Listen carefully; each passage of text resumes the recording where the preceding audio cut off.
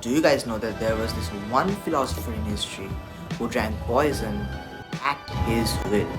Of course, I'm talking about Socrates. But why would he do that? So in today's video, I'll be talking about why Socrates drank poison on behalf of humanity. To understand this, we must know how Western philosophy came into being. And it all began with the Greeks. So let's rewind back to around 600 BCE, a time when gods ruled the world. And by that I mean how people used to mindlessly believe that gods were the reason for the functioning of everything. So there was a god of thunder, a god of sea, and so on. But we definitely know that's not true. So this belief system is what we call the mythical view of the world. And it got rejected pretty bad after people turned to reason and scientific thinking, which basically means that people became smart, like how people are now today. So who was behind this shift of thinking in ancient Greece? Of course, the philosophers. But I would also like to add that at those times, this wasn't very lightly taken by the people of Greece. So among the first philosophers, there was Thales, who came from a place called Miletus. Then came Anaximander, Anaximenes, Parmenides, Heraclitus, but we'll talk about them later. But one thing that was common among these philosophers were that they were all bothered with the questions of nature. So they were also called the natural philosophers. Then came Democritus, who came up with the word atom at around 400 BCE. It was interesting because at those times there weren't even microscopes or any kind of gadgets like that, but they still managed to do it. So all these philosophers I was just talking about were called the pre-Socratic philosophers. And you probably guessed why.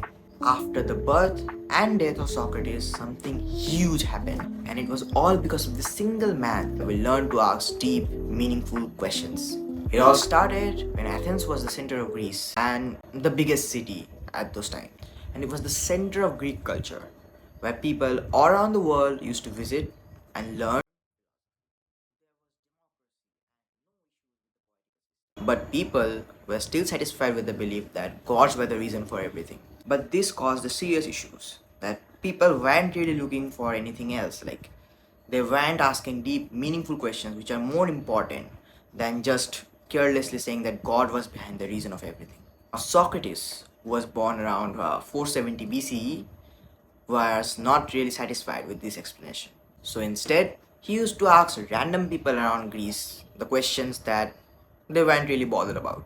But to his shock, the questions he asked were so powerful that they're even being examined today. His questions were like some sort of like this, like what is justice?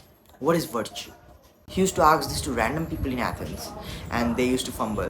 In fact, he played dumb. Even he didn't answer the questions that he asked.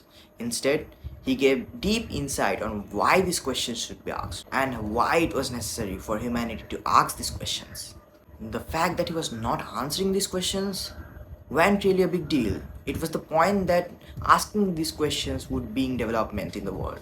And that for Socrates was very important. Due to this behavior, Socrates wasn't accepted by society and became the first man ever to be severely punished because of his questions. He was given a choice to either flee Athens or drink poisonous hemlock that would eventually kill him, as his death would be an important lesson for the school of philosophy.